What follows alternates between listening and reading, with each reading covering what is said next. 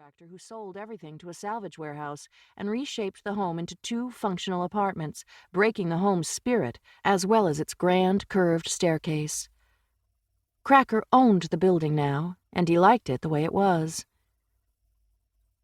The bedroom he entered was illuminated only by the portion of moonlight that escaped the grasp of the tree limbs outside the window, but it pulsed with electronic life.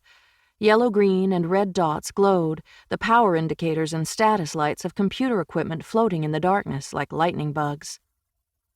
The glassy stares of 6 monitors reflected the pinpoints, tossing them back and forth across the room. Cracker never used screensaver programs that would brighten his idle monitors with playful spirals or kittens cavorting on the screen.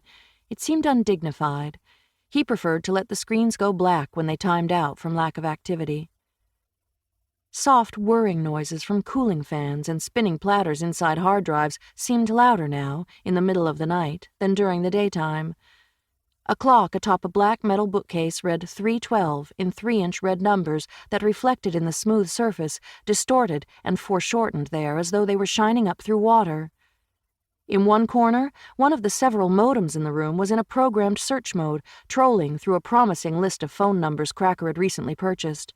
Red, green, and yellow lights flashed as it silently dialed one number after another, marking those which not only responded with a modem on the other end, but which required a password or other security measure to complete the connection.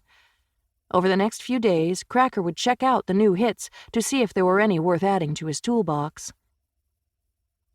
He stood for a moment, thinking that the same lights bouncing among the monitors in the room were also bouncing from the smooth, moist surface of his eyes.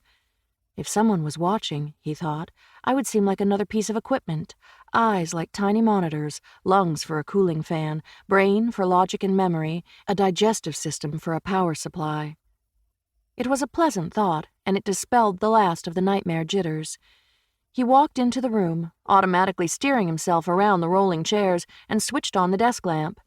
The lamp was an industrial model, with a head holding 2 18-inch fluorescent tubes on the end of an extension arm that flexed in 3 places. The whole thing was weighted down with a circular black base that could probably have held a patio umbrella in a stiff wind. The starter buzzed loudly when Cracker pressed and held the yellow rocker switch. He released it when both bulbs glowed, and the buzz diminished to a hum just at the edge of his awareness. There were folding tables set up along 3 of the walls, and every inch of their mismatched surface space was occupied by keyboards, mice, monitors, external hard drives, printers, speakers, CD-ROM drives, a scanner, and cables and cords tangled like electronic spaghetti. There was a battered metal desk in the center of the room which held, in addition to the formidable lamp, the few business necessities that Cracker committed to paper. To visitors, were any to be allowed into this room, it would look like techno-chaos. To the young man who earned his nickname by breaking into supposedly secure computer systems, it was comfortingly familiar. Cracker sat in an armless chair and rolled up to one of the computers. He dialed into Wood Memorial Hospital and put in a request for callback. The hospital's computer security system intercepted his call and quickly disconnected him.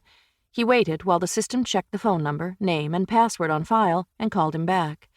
When the password he entered a second time was verified, he was in. He immediately exited the front-end processor that presented user-friendly menus and got into the underlying operating system. Ordinarily, that was off-limits to dial-in users, but Cracker wasn't the typical dial-in user. Once there, he checked the volume of transactions going on and the number of terminals in use, and decided that his own activity wouldn't look conspicuous. At least the risk was small, and he was awake and drinking coffee, smelling grilled cheese and thinking about fixing a couple more, and sitting in his clean white bathrobe, ready to work. Going back to the user menus, he checked the census for Nursing Station 3PT.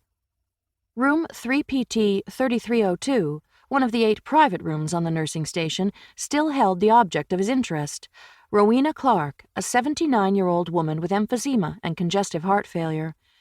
Cracker had been following Rowena's case since admission. She was on a respirator, and her condition was deteriorating.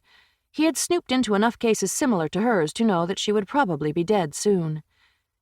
He knew from the nursing notes that Rowena was domineering and unpleasant with her visitors, but she was compliant, almost sweet, with the angels who took care of her in the hospital. She wouldn't question a confident resp tech who told her that she... To keep listening to this audiobook, I've left you a link in the description so you can do it, at no cost thanks to Audible's 30-day free trial.